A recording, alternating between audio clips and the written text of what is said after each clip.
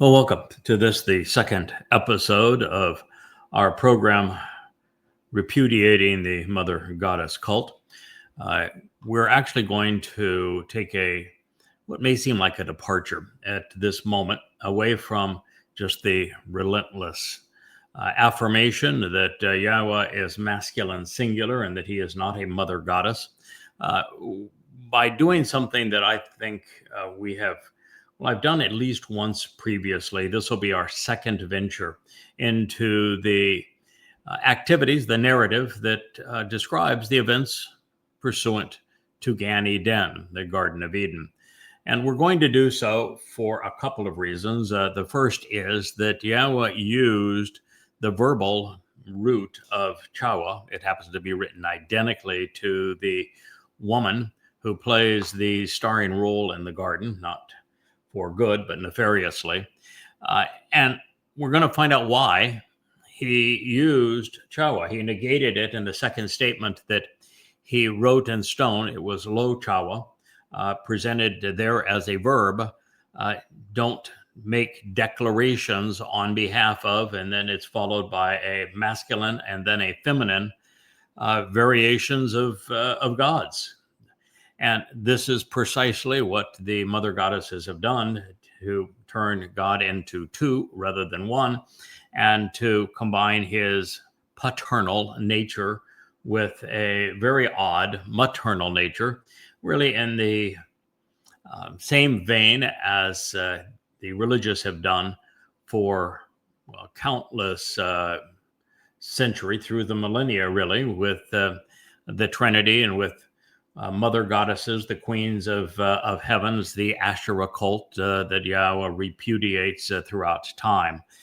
There is no maternal mother goddess. And Yahowah's testimony, he always presents himself as masculine singular, and we're going to see why. But the difference between this program and the one that we did yesterday is that you're going to be, I think, dazzled by Yahowah's brilliance as he tells this story. It is not only a recounting of the events that transpired in Eden, but an explanation of them that is going to be radically different than anything that you have thought you knew about the trees in the garden, the very nature of the garden itself, the purpose of the man who was conceived in the garden, as well as the purpose of Chaw'ah, the woman, even the role of Satan. Every bit of what you're going to hear is going to break new ground. It's going to be profoundly different and absolutely riveting in terms of its implications for your life, for our lives, and for the fact that it wasn't just history, a history that played out 8 years shy of 6,000 years ago. Virtually every word of what we're going to consider is prophetic.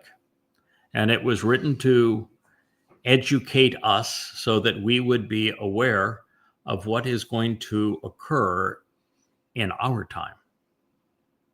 So we're going to consider what Yahowah included in his story. We'll learn why Chaw'ah, the actionable basis of the first woman's name in the garden, was written as a verb in the midst of his second admonition on the first of two tablets, not to be religious. And we're then going to proceed as we expose the portrait that God painted, one that very few people have considered. They just think it's a nifty little story of a naked woman holding up an apple to the man and tempting him. But there are no apples in the story, and it actually wasn't the woman who tempted the man, and it wasn't the woman who was responsible for the fall of man. So we're going to examine the picture that Yahowah painted stroke by stroke, color by color, from the proper vantage point, and derive some profoundly important insights that have gone unheeded until this moment, when they're finally going to be heralded for your consideration. Clearly, Yahweh wants his people to know what occurred in Gan Eden, which is the sheltered garden of great joy, because it leads men and women back to the trees of lives through the tree of knowledge. Just as our relationship with God commenced in the garden, once restored, we're being invited to return to it. This is why in the second chapter of Bereshith of Genesis, this first book of the Torah, we find the second iteration of the story of the greater and lesser luminaries, this time prophetically painted in the opening chapter of the Torah. The story begins in Bereshith, in the beginning. Therefore, every serious consideration and subsequent conversation, each thought put forth and musing pondered, of the time before the environment was cultivated for life, should exist, and is present now in the land itself. Which is to say that if you look at our world the way it is now, you will see in it the nature of the story. All of the elements of the story, when given serious consideration, can be affirmed in the world around us. And that's the opening line. And it says, then the full array of plants and the environs suitable for cultivating life, well, they had not yet begun to grow. This is because, by contrast, Yahweh had not yet caused rain to fall upon the ground. And then man did not exist to work, abad, to expend energy and to cultivate, to labor on behalf of the earth, the soil of the land. Adamah, the very ground, happens to be the feminine of Adam. Bereshith in the beginning, Genesis 2:5. So Yahweh introduced his narrative of life in the garden following his creation account. And he did so with Sirach, which is a thoughtful conversation for us to consider. This is indeed a brilliant narrative. He did not speak of mundane bushes, or as other translations infer, but instead he wants us to enjoy this narrative. He's telling us a story whose words he'd like us to ponder. And so we shall. So next we find God today, cultivating an environment that is ideally suited for life. For us to grow and reach our full potential, this is important. In fact, you look at this planet, and I think that's God's inference in the first statement. Of all of the universe that we have perceived, it is the only place that is really suitable for life. It was perfectly tuned for life. You know, you think now of Elon Musk and his great hype over going to Mars. Well, we're not going to Mars. It's a death zone. Everything on Mars is deadly. The soil is deadly. The atmosphere is deadly. The cosmic rays are deadly. The temperatures are deadly. The sandstorms are deadly. It's nothing but a death trap. It's not conducive to life. And in our solar system, there is no other place, no moon, no planet that is conducive to life. And we haven't found amongst the 2 trillion galaxies and hundreds of billions of stars in each of them another solar system where there is a planet that is conducive to life. And there's so much that it would have to offer. It's not just its size and its star and its relative location to the star. You know, it has to have things that, for example, Mars does not have, which is a magnetic field, which enables us to retain our atmosphere and prevents the inundation of cosmic rays that are so deadly to life. And so, you know, it's got to be a rocky planet with a molten core and It has to be the ideal distance away, not tidally locked, rotating on its axis, the right distance from a star of suitable nature that is exceedingly stable. It's just amazing the amount of things that are necessary to make life possible. And what you're going to find in this story is that while the garden was suitable for life, and the planet is suitable for life, God's not about to let his creation, us, off of this planet to go explore the universe, where we're not getting much past the moon anyway. And that's not very far. And if we ever send men to Mars, it will be to die there, not to live there. We're just not getting away from this rock. And the reason is that God can't trust us. There's a lot of stuff going on out there. There's nebula, and there's black holes, and there's star formation, and I'm quite convinced there's even other life forms out there. God's just not going to allow us to run amok. And time ultimately will be a dimension that we can maneuver in, and we need to know what we should and shouldn't do. And that means that we need to listen to God and act responsibly, something that did not happen in the garden and has not happened since. We also have to show some initiative so that God knows he can do things with us that make life interesting in the forevermore, creating and adding value. And most importantly, we have to be trustworthy to show that we're dependable, we're reliable, we can be trusted. And none of that existed in the garden, which is why God ultimately caused the fall of man and his ouster from the garden. And until we as a species act more responsibly towards God, and he has a plan in place for that to occur, we're not getting off this planet. He's not going to trust us beyond where we are. So that is the single most important aspect of this story. So yes, God cultivated an environment that was ideally suited for life, the Eretz earth itself. And Yahowah knew that with proper husbandry, it had the potential to produce the result that he desired. God knew that he could make something extraordinary occur if we would listen to him and work collaboratively with him, cultivating life together. Now, plant and animal life emerged in the seas, but it would not grow and thrive on land prior to rain.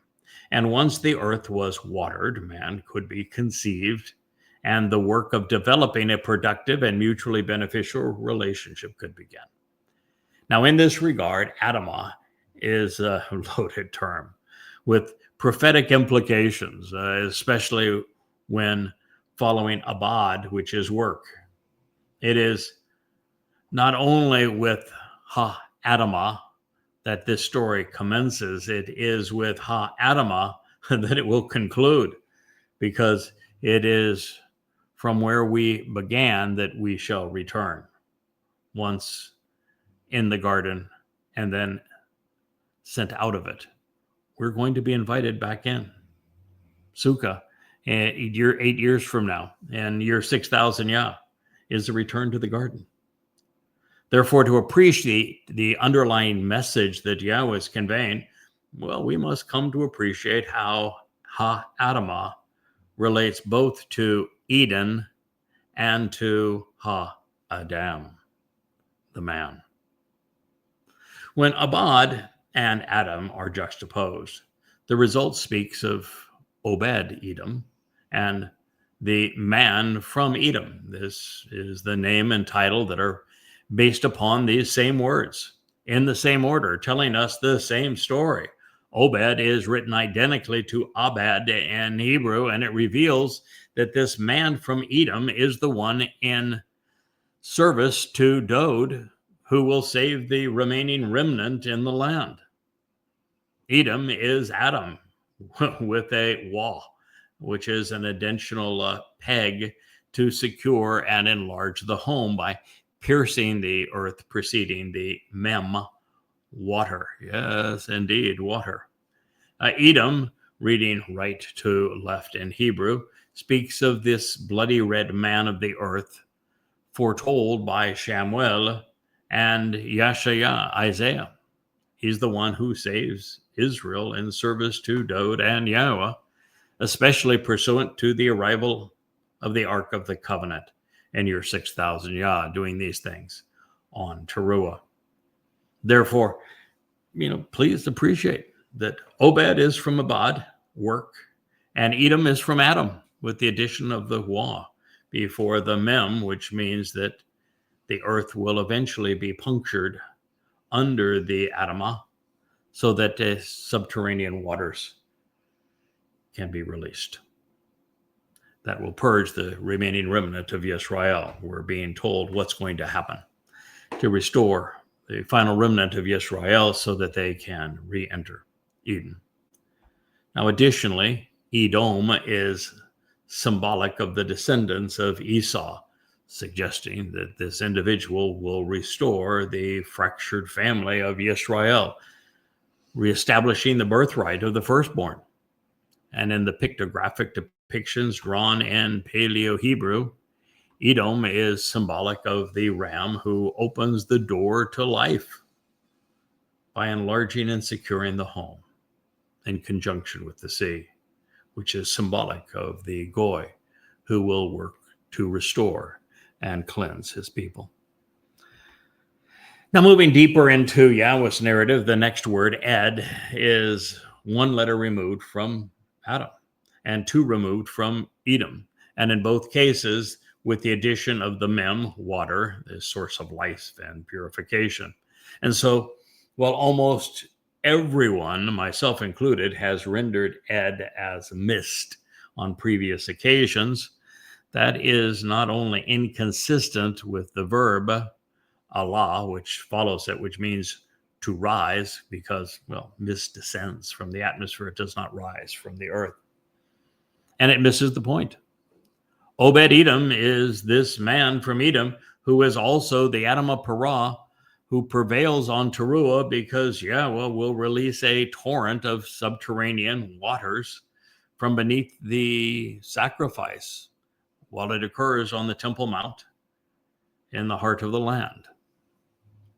Therefore, yes, we read, a subterranean supply of fresh water, Ed, liquid water, and moisture from an artesian source rose up. Allah ascended after offering a sacrifice, was lifted up and exalted from the land.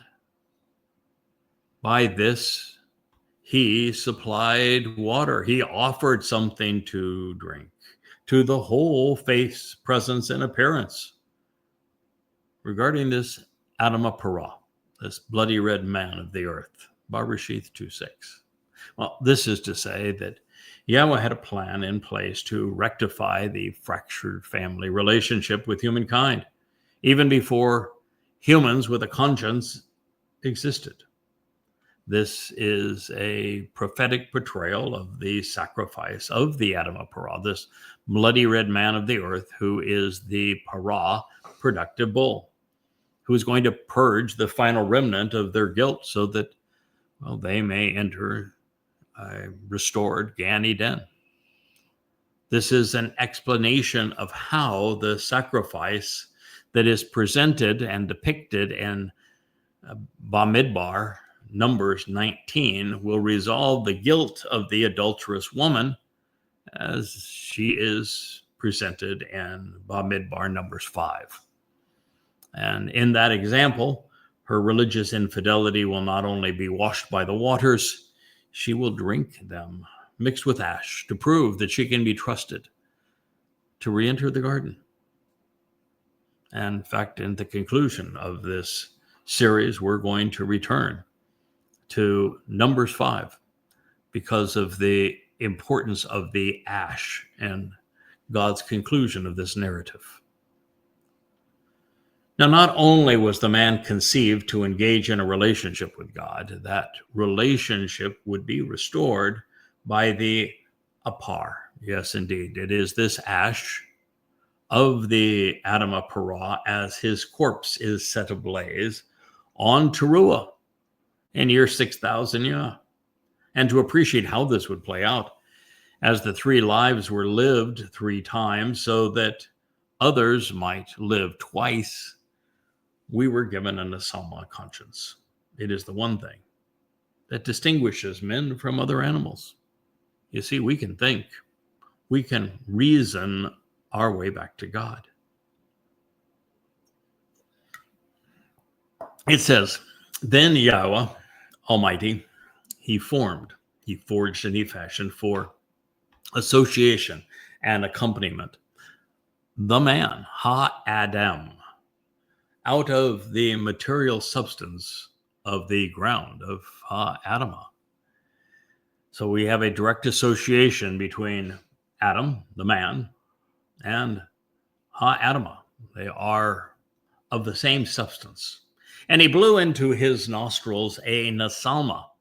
So the first thing that we learn after we are introduced here to the Adamah is that, well, this Adam would have a nasalma, a conscience, the capacity for rational thought and good judgment of recognizing the difference between right and wrong, good and bad. 4 lives, restoring and sustaining lives, Chaw'ah, speaking of that other tree. And the man, Adam, came to exist as a living soul for life. And so there we have it, a direct integration, if you will, between Adam, afar, which would be the natural substance, and also speak of ash, and Adamah, as in the Adamah Parah, with a nasalma, a conscience, such that he would be able to not only restore lives, but to associate with and direct man's attention to the tree of lives. And he is a man with a soul, a man who exists for life. That is Bereshith, Genesis 2:7. Seldom considered by most, beyond a nephesh conscience, or consciousness, I should say, a soul, to experience life, to observe and to respond to our surroundings, which is the nature of an animal. It's what differentiates an animal from a plant, is that we have consciousness, a soul, which we can use to survey our environment and respond appropriately to the things we see, touch, smell, and hear. So Yahowah gave man a nasalma, a conscience, to experience God by coming to know the meaning of life. It is one of the most valuable gifts ever offered by the Almighty, even as it is squandered by most. And it is our nasalma which enables our access to God and our analysis of the words of this narrative, so that we might more fully capitalize upon its lessons. It is this ability to exercise good judgment, to reason, that enables us to reach our potential, thereby enjoying eternal life as an energy-based spiritual being, following our material, I should say, existence. As a material being, we are stuck on this planet. It is only when we're enveloped in light and energy, our souls then can travel to the furthest reaches of the universe. So in this regard, we will retain our nasalma, our conscience, going forward. It is our nephesh soul, therefore, that matters, because it is the reservoir of our personality, our aptitudes, our attributes, our attitude. our experiences and our accomplishments. Feed and care for yours, and it will endure forever. Long, long, long after your body is gone. Your body is disposable and replaceable, but not your soul. So Yahweh Almighty, he planted and firmly established, embedding a home to celebrate life as a Gan. A Gan is a sheltered garden. It's a shielded and surrounded enclosure, protected by a fence. It is from Gan, which means to defend, a shelter that is suitable for sustaining life, that is surrounded and even covered of or in Eden. Great pleasure and joy. A favorable circumstance, which is tremendously delightful, ultimately pleasurable, and extremely satisfying, is from Adon, luxurious and pleasant, even Ed as a restoring witness to the eternal testimony, all pursuant to a time long, long ago. And he placed the man, Adam, he had fashioned and formed there for the benefit of the relationship and to show the way. Barishith, in the beginning, Genesis 2:8. So Yahweh's name is readily pronounced, as we have learned in our previous program, and he affirmed in his Torah guidance that it is based upon Haya, to exist, which provides the intended sound of each of the four letters.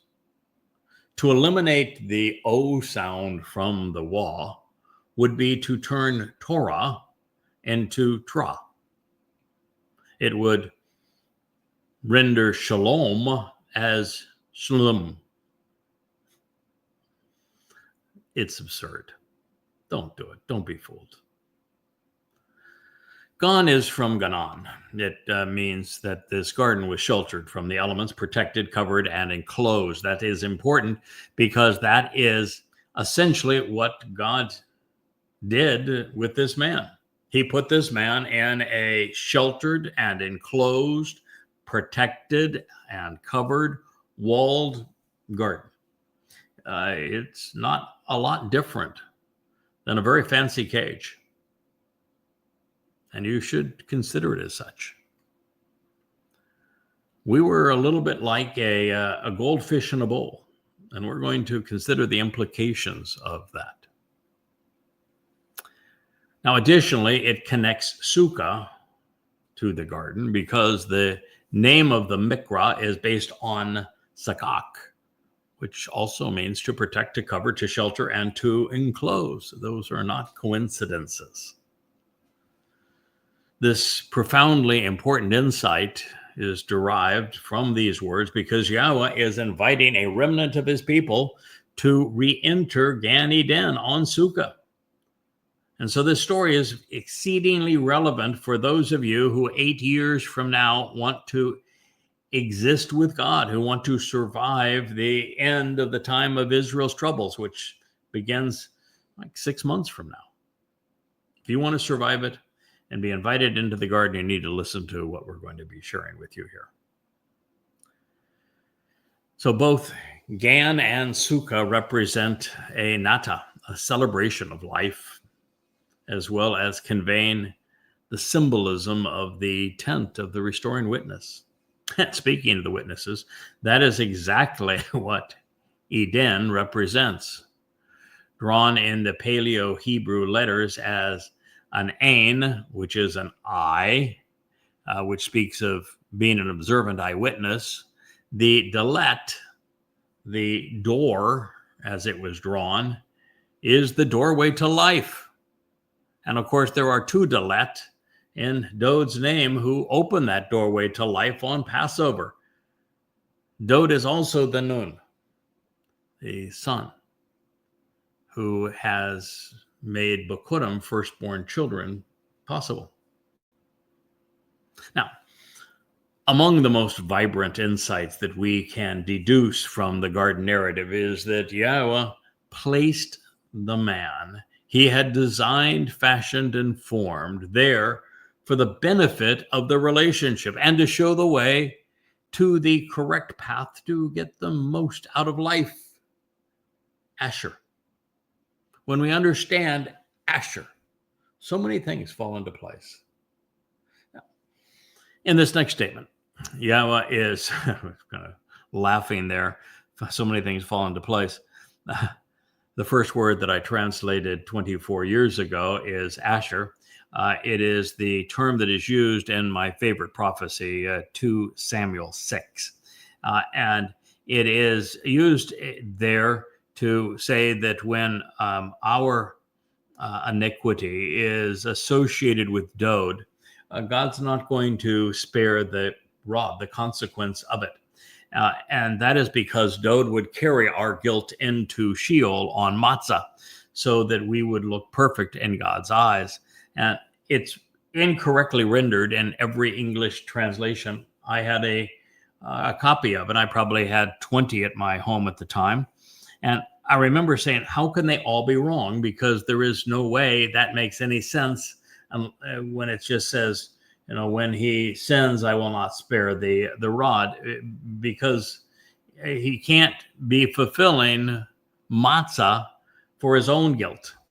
It has to be ours. And so I learned a lot about Asher as a result of that, and learned that it was used to speak of the relationship, and that it's used as a preposition, it's used as a noun, it's used as a verb, and it conveys so many different things about the value of this relationship, how to get the most joy out of life, and the path that we walk to receive the benefits that Yahowah intended from this relationship.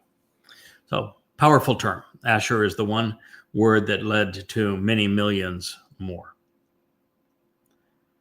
We continue. Yahowah. Who is God Almighty?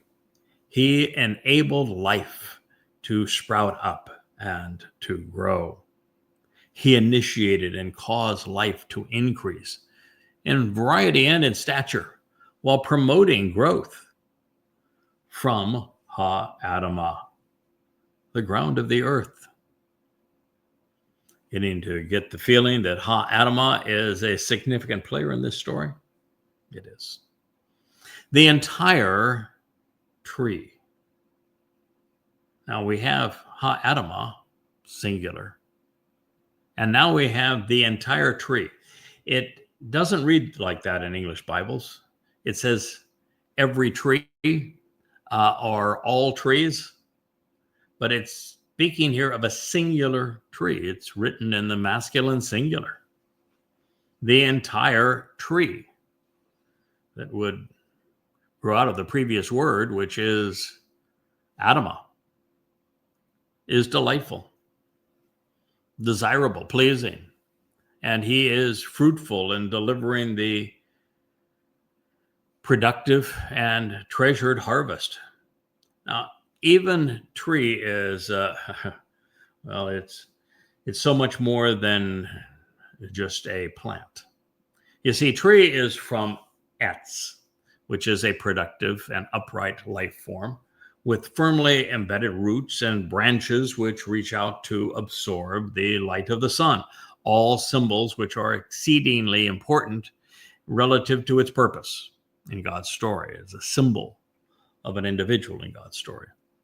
It is from Etzah and Etzah, which means that it is there to provide counsel and advice. This is a person.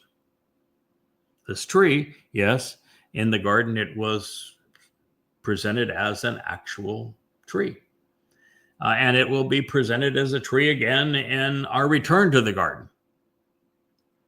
But God uses the symbolism of the tree to describe one of the more important players in his story.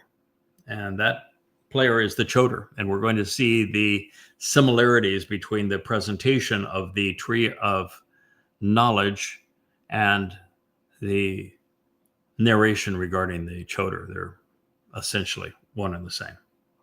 So the entire tree, from Etzah to provide counsel and advice through diligence and effort on the entirety of the plan for the purpose of developing a backbone, and while overcoming challenges to advocate the proper response, is delightful, desirable, and pleasing.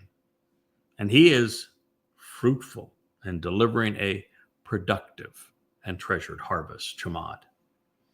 To visually portray that which is clear and comprehensible, communicating a supernatural revelation, Mare, serving as a phenomenal vision from Ma to ponder the implications of Ra'ah, what can be seen, perceived, and considered, and as a beneficial and good, productive and pleasing thing to consume for nourishment. You want to be nourished properly? God has a tree for you. He continues, Ha'etz, the tree, the productive upright plant, when firmly embedded by its roots and its branches which reach up to absorb the light of the sun, provides counsel and advice through diligence and effort on the entirety of the plan.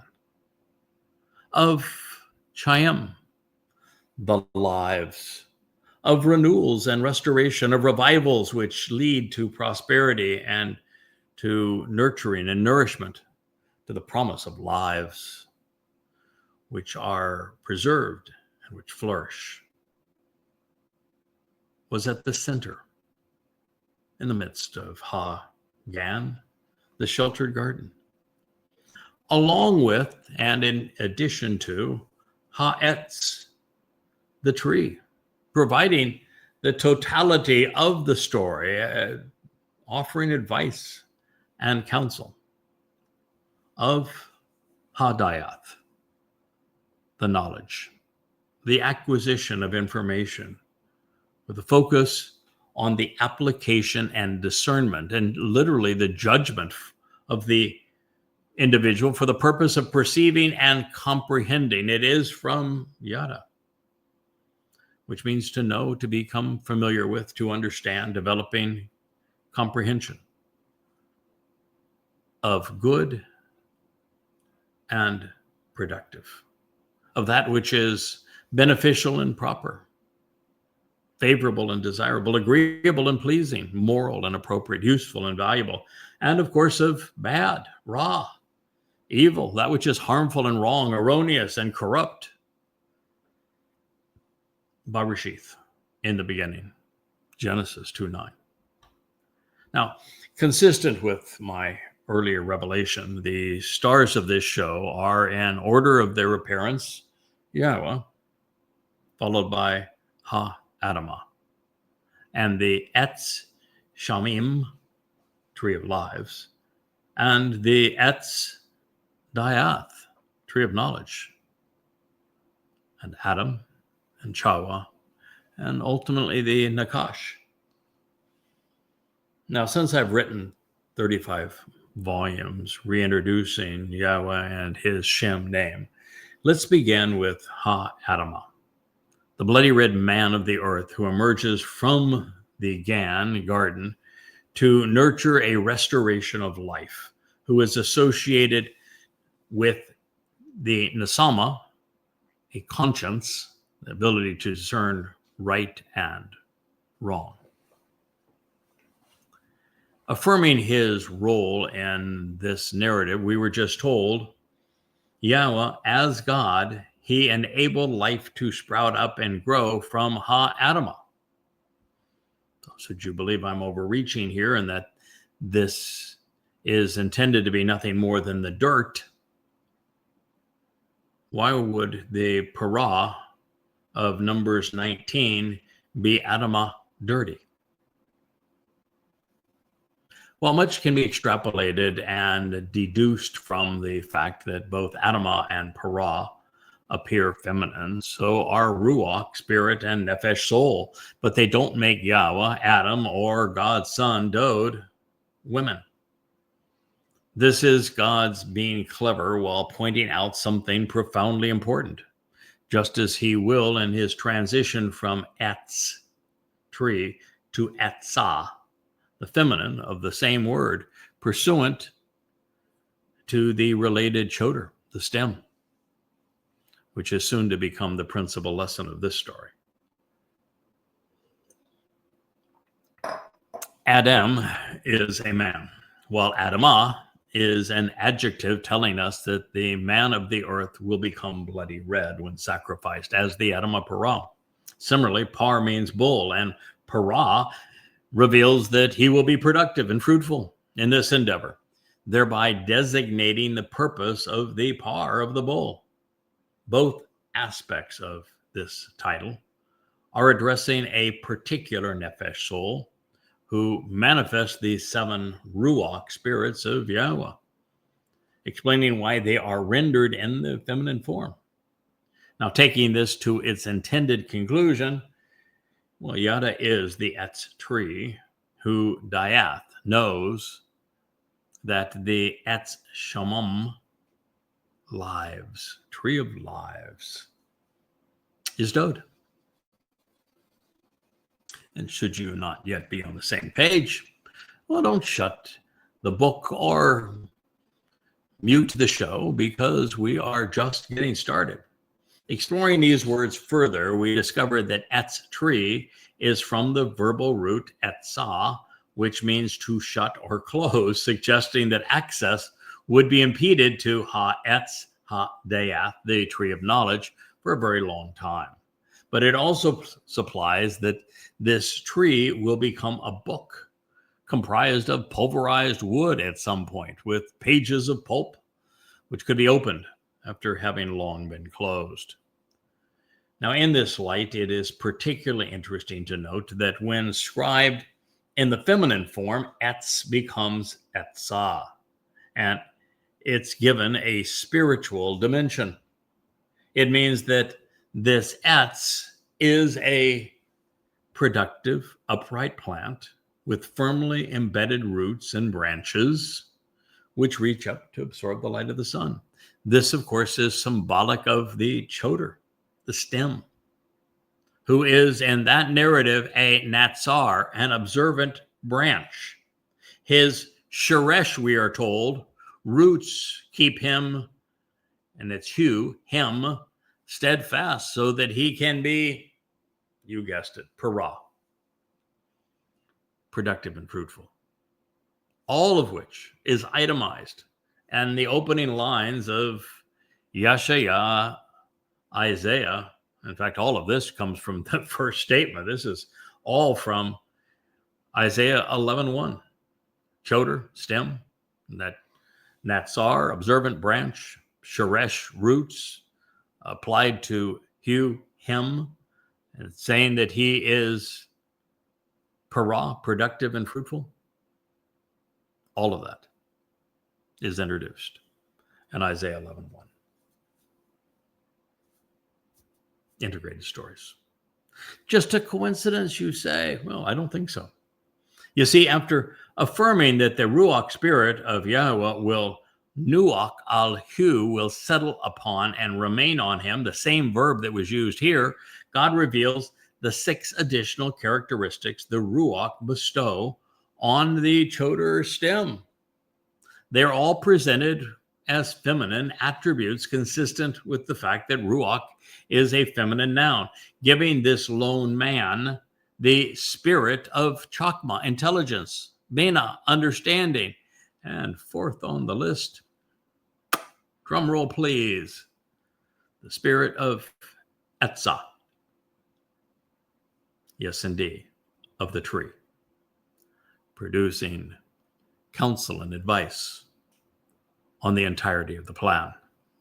Yes, indeed, the Choter has the spirit of the tree, providing counsel and advice on the entirety of the plan. Now, you don't suppose that's a coincidence, do you? Because the Ruach spirit applicable to the Choter designates him as the Etzah of Diath, the tree of knowledge. He is actually called, yes, as we move further into Isaiah 11:2, he is called the Etzah, Diath, which is the exact term that is used to describe the Etz Diath as the tree of knowledge in the garden. Yes, it is true that the sixth of the seven spirits afforded to the Choter specifically designated this Choter, this man, to be the tree of knowledge. The only attribute that stands between Etzah and Diath is Gabor, because, well, he would be pointing the way to the ultimate Gabor in the tree of lives, and it would take some serious Gabor to do this, considering all of the attacks that have come and gone of trying to chop this tree down to its stump.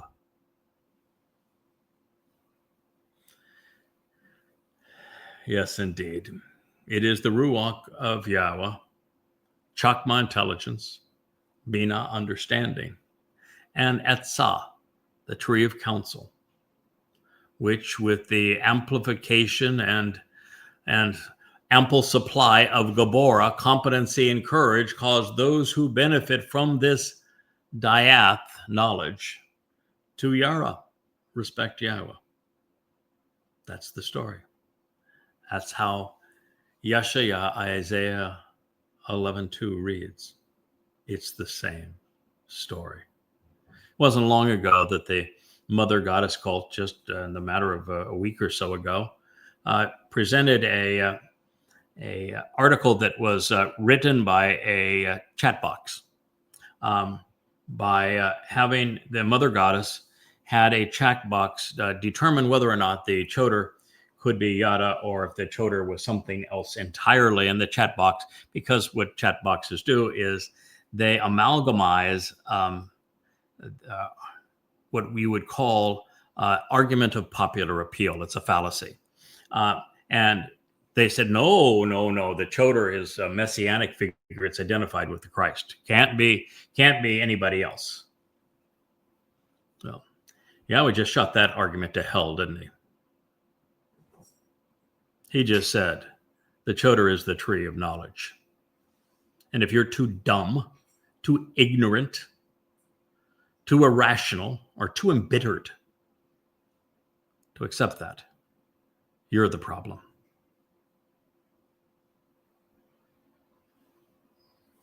Yes, indeed.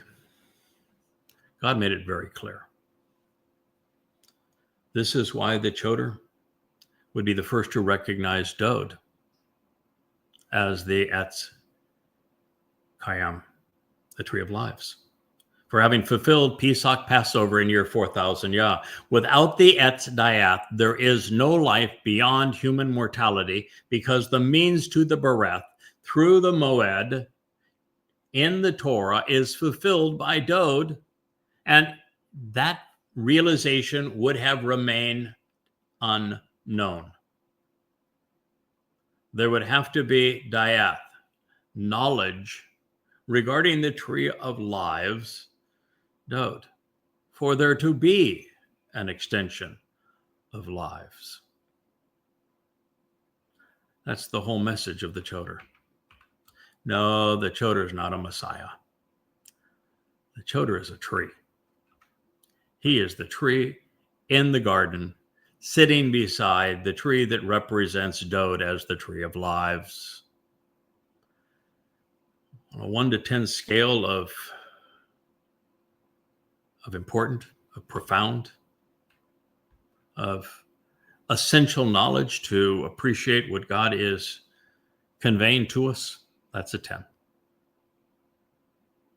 It's one of the most profoundly important insights that we have deduced over the past 24 years.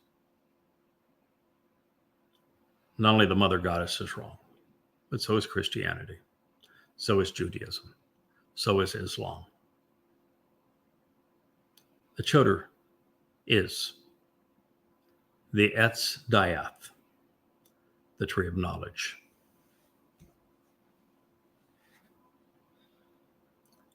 These are his branches.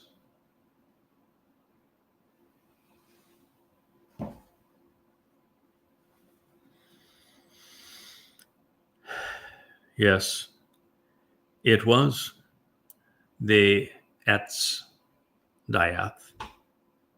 that recognized that the Etz Chaim, tree of lives, fulfilled Pesach, Passover in year 4000 Yah.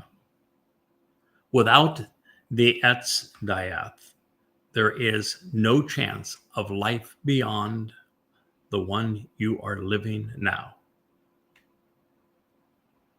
because it ends without that recognition.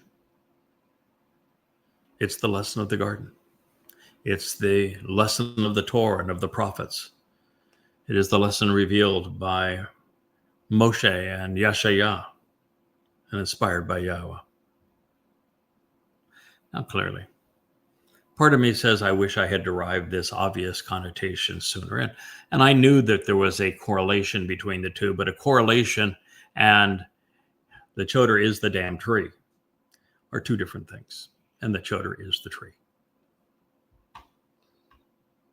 Every aspect of it, from sucker and branch and shoot and stem, to having roots, to being an observant branch, and that's our, to being Etzah, and now Etzah Dayath. It's the tree. So yes, do I wish in some ways I had deduced this sooner? Yeah. However, it's never too late. And what I'm finding more and more every day is that the more I'm released by the team that we have around us now, that Yahowah has drawn to us, the more I can focus on what's important. With the knowledge that we have developed, having written the 35 books, going back over Yahowah's testimony and seeing how he wove the same characters, same themes throughout, from beginning to end, and how all of these things have played out and will play out in our immediate future, and how God's plan is showcased to us in this way. And then come as part of these programs and share that with you. You know, had it not been for the disgusting and repugnant nature of the Baphomet cult of mother goddesses, I probably would not have had the motivation to return to the account in the garden. But, you know, I was dealing with the text that they cited to prove that there was a mommy god in addition to a daddy god.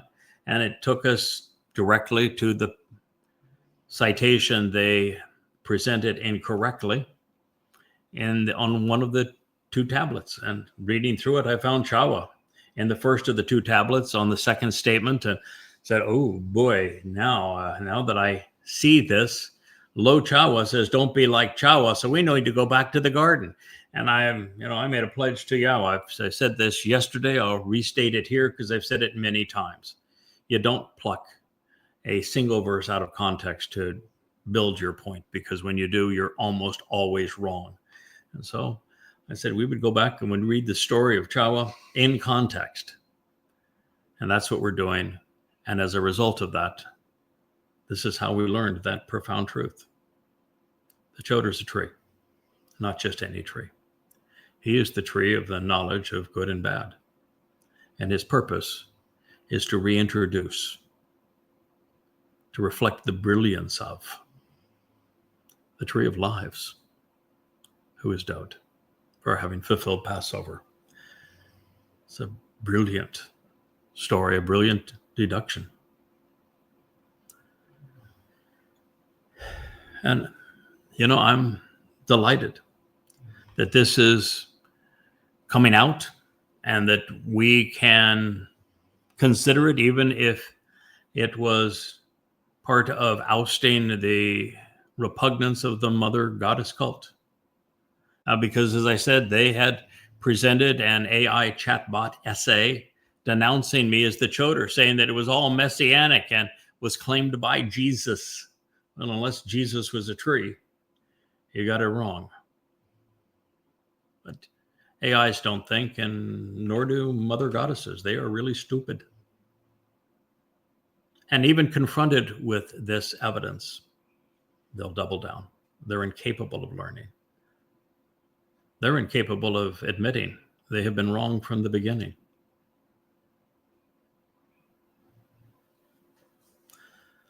The Choter stem and sucker, giving the fallen tree new life, is rooted in Gan Eden, because he will play an enormously important role. Now that I've determined why we were booted out of the garden in the first place and why there are mortals repopulating the garden on Sukkah for 1,000 years, I understand how essential that tree of lives is. Not only the tree of knowledge, not only does the tree of knowledge equip those who are open-minded, who are rational, who are receptive to the truth about Yahowah, so that they can be part of the Shabuah and Teruah harvest and be essential to this process of harvesting the fruit of that tree, so that others can join us and support Yahowah and his people in this effort.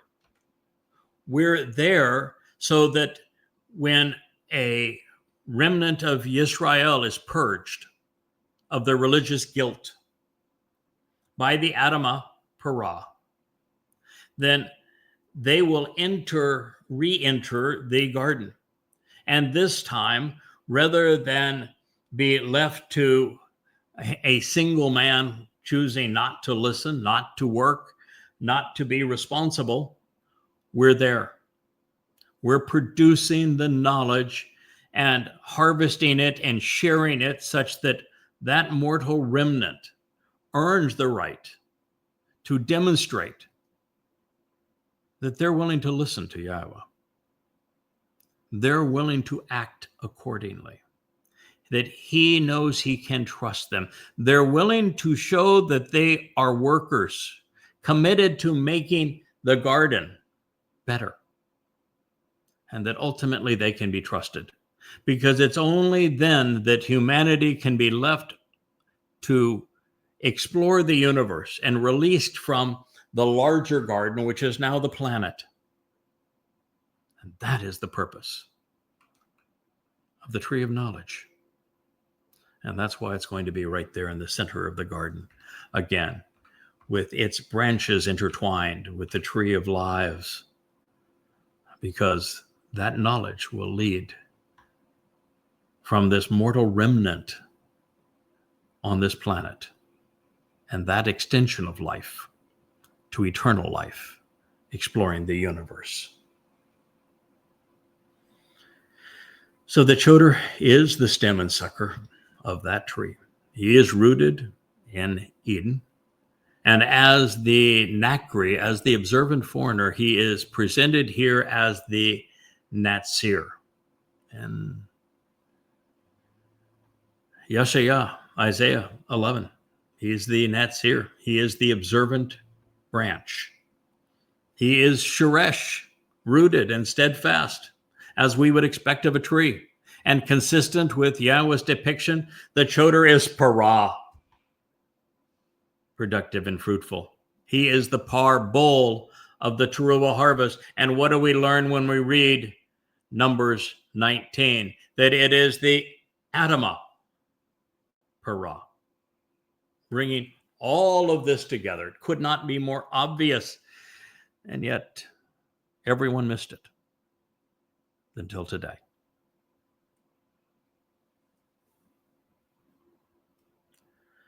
Now, while the Mother Goddess cult has committed the unforgivable crime of altering and diminishing Yahowah's name, as we witnessed yesterday, the Choter represents the very Ruach of Yahowah in our world, at least according to God, and he ought to know. Then, in direct contravention of the goddess cult's preeminent claim, rather than being so foolish as to see Chaw'ah as their spiritual mother in the 8th proverb, the Choter expresses the full intent of the actual spiritual gift of Chaw'ah, of wisdom. He, using Yahowah's Ruach of Manah, has made the connections to understand that the story of the garden is prophetic, depicting what we are currently providing and experiencing. It is all about the Etzah, the council of the trees, as written in the Etzah by the Choter, in the Nesh banner, which Yahowah will raise to call his people home. And for this to occur, the Choter will have to manifest as almost as much Gabora, confidence and courage, as that ascribed to Dowd, Ha'etz Chayim, the tree of lives. For the doubters, the naysayers, and objectors, it's over.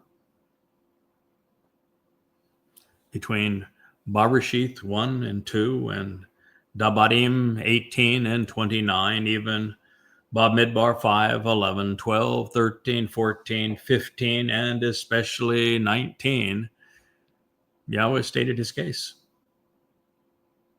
And that was centuries before 1,000 years of Nabiim affirmed it 1,000 times over.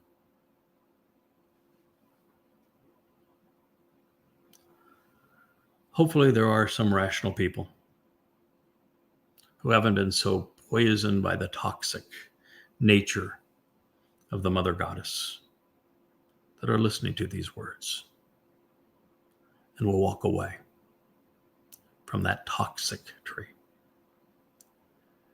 Now, while there is no longer any need to make the case, it is nevertheless interesting to note that Etzah means to provide counsel and advice through diligence and effort on the entirety of the plan. I would think that 25,000 pages over 24 years might suffice. And particularly since these books are filled with thousands of profound insights, most unheralded previously. But it's the first time ever that the entire story of God, beginning to end, from the garden back to the garden, from creation to us participating in what God created. The first time the whole portrait that God has painted can be viewed as he intended, framed for you to know exactly where you fit in it.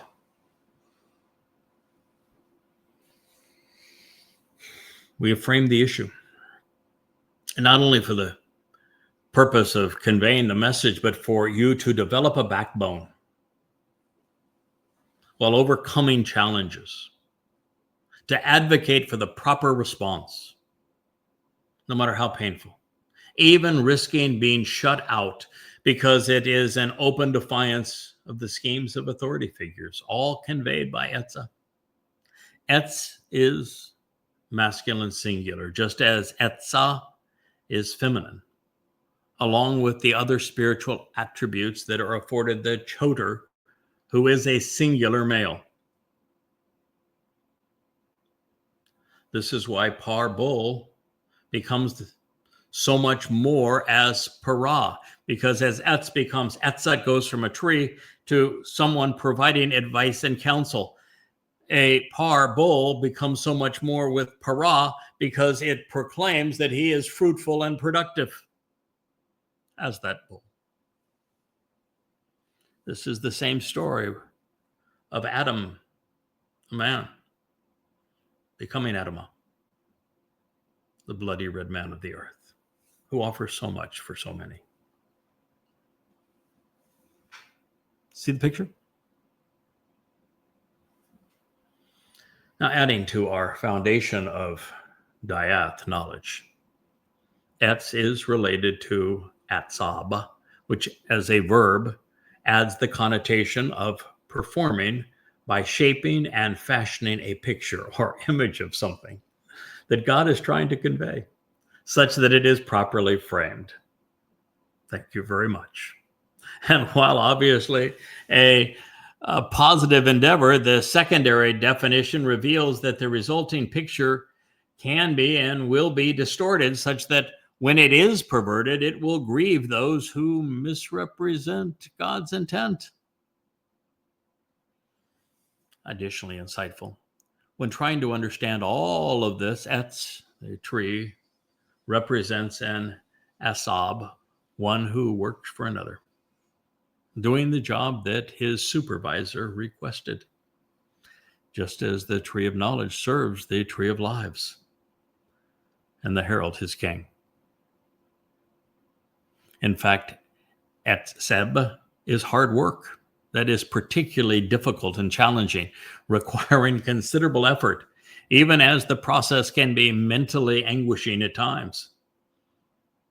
Yes, I have already invested 24 years of 12-hour days in the development of Yahowah. Well, it has been rewarding, but it's also anguishing to see its insights twisted by the likes of the Mother Goddess cult and many others. But even this was by design, something that will become evident as I present the motive for the fall of man. It's all a test. Are you worthy? Can you be trusted?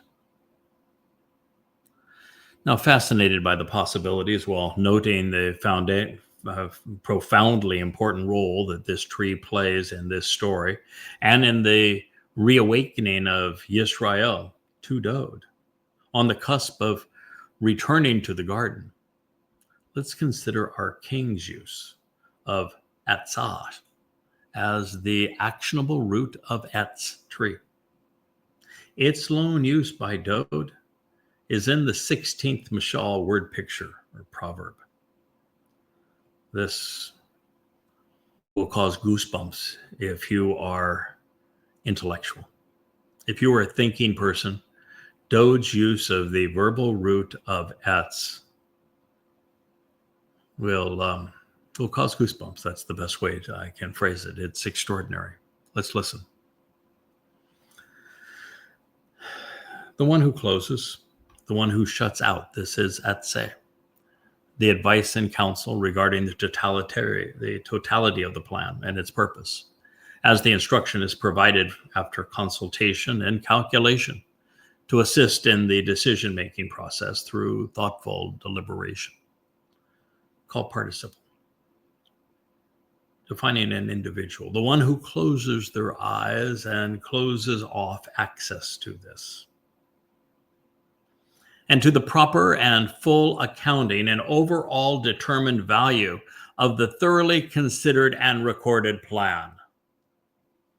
That one is like an annoying insect, a malicious, blood-sucking mosquito, and a hypocritical pursuit of slanderous and malicious speech, hallucinating and confusing in a perverse and irrational manner, becoming entirely evil, determined to advance that which is completely wrong in the end, and thereby perishing in depravity. Mashal word pictures, Proverbs 16:30.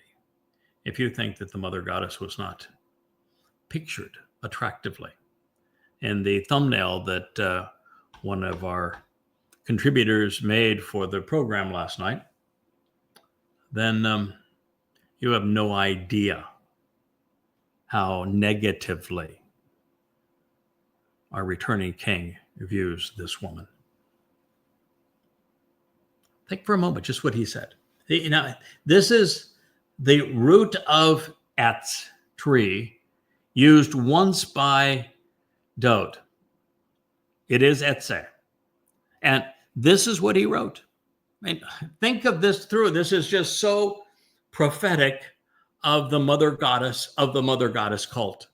The one who closes, the one who shuts out the advice and counsel regarding the totality of the plan and its purpose as the instruction is provided after consultation and calculation to assist in the decision-making process through thoughtful deliberation. Their eyes, their perceptions, to the proper and full accounting, the overall determined value, and the thoroughly considered and recorded plan, la kashaba, regarding the systematic and logical analysis and rational thinking, using good judgment to convey highly esteemed insights in an ingenious presentation, conveyed in an innovative manner to elicit thoughtful responses. May I remind you of exactly how this text appears. No one in human history had ever presented a translation of Yahweh's testimony in this fashion. And what did the mother goddess do? She copied it to pass herself off as if she were the tree. Dowd realized that there has never been anything to compare to this. Nothing in all of human history, nothing in this style of presenting God's message, the complete story, the proper accounting, the overall determined value of the recorded plan, using good judgment to convey highly esteemed insights in an ingenious presentation, conveyed in an innovative manner to elicit a thoughtful response. It just doesn't get better than that.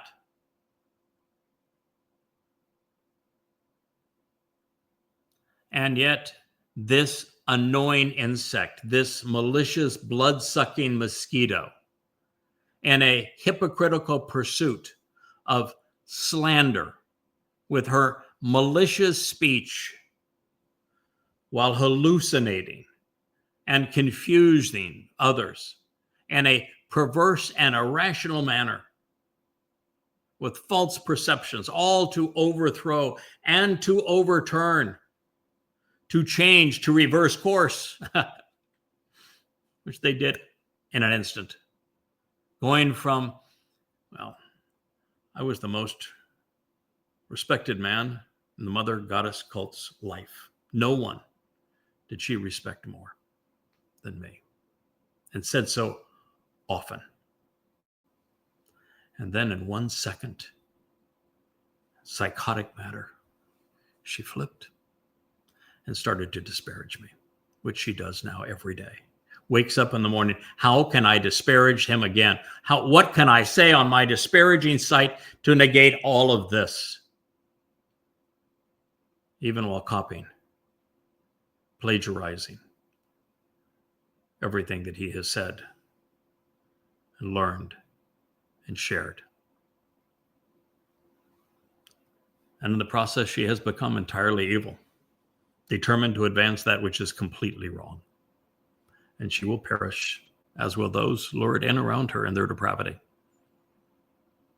fulfilling the destructive prophecy by deciding to be miserable and malcontent shepherds, both ruinous and wicked.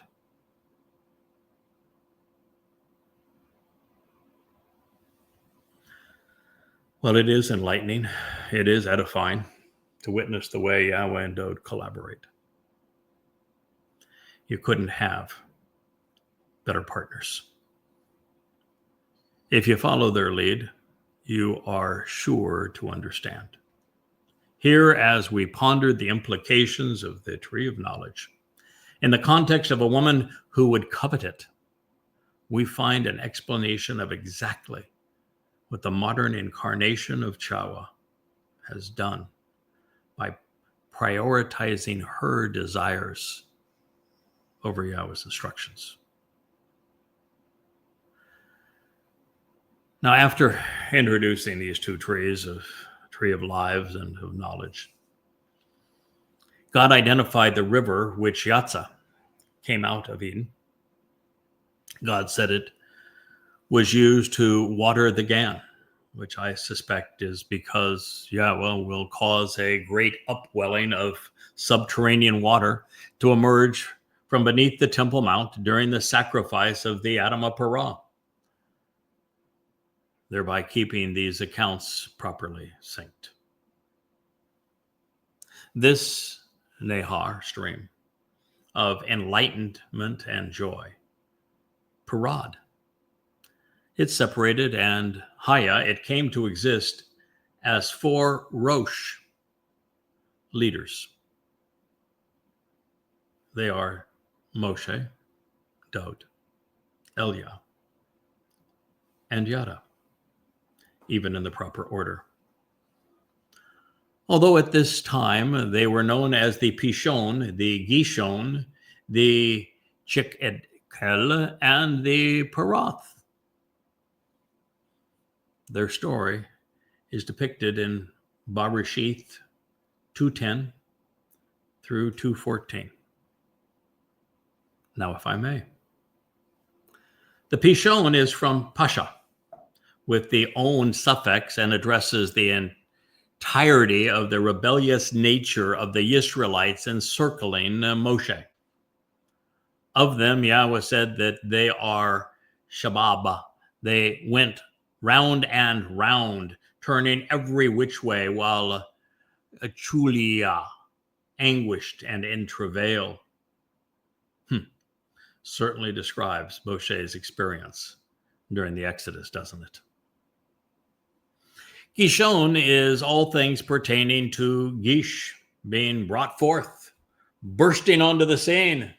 It depicts Dowd, a son who is given to us, whose 3 lives would change the world. He burst onto the scene as an 8-year-old. He burst back onto the scene to fulfill Pesach, Matzah, and Makotim, exactly as he said he would in year 4000 33 CE. He'll burst out of the sky and onto Jerusalem, the city of Dowd, in 2033, year 6000, He's the one that burst out of Sheol to become the living embodiment of Bokor, firstborn children, and Bokorim. The Chiddekel is from Chidek, revealing that Chaw'ah would be a thorn in the sides of the religious and political, serving as a sarcastic prick to pierce through their nasty facade. Now, prick means to be like a thorn. One in the foot, one in the hand, one in the arm, one in the side. As such, he is shown as the thorn in the side of Asher, the mother goddess cults, mother goddess of Assyria, the other goddesses who were so prevalent in their similar religiosity to the mother goddess cult in Yisra'el. Oh, and by the way, Asher is also the whore of Babylon, who Eliah will prick as well, piercing through her nasty facade. The Parath. Well, it's the Euphrates, and as such, it is the river that drains the swamp of Babel, confusing commingling of religion and politics. And it is from here that Judaism's Talmud was conceived and that Islam was derived. I know a guy that spoke of those things, draining those swamps. It is, of course, from Parah. Therefore, it addresses the productive and fruitful bull, the Adamah, Parah. Yada. God doesn't miss an opportunity to paint portraits with words, so we should expect no less going forward. And I think this is the proper time for us to say, all right, we've covered a lot of turf here, haven't we? And there are just so many insights, and they're coming so fast, and they're so profound. So many things that no one has ever considered before, but are absolutely irrefutable and enlightening. Let's let some of these sink in. And we'll return to this material after you've had a chance to ponder all that we have learned and shared. Thank you for listening. Good day.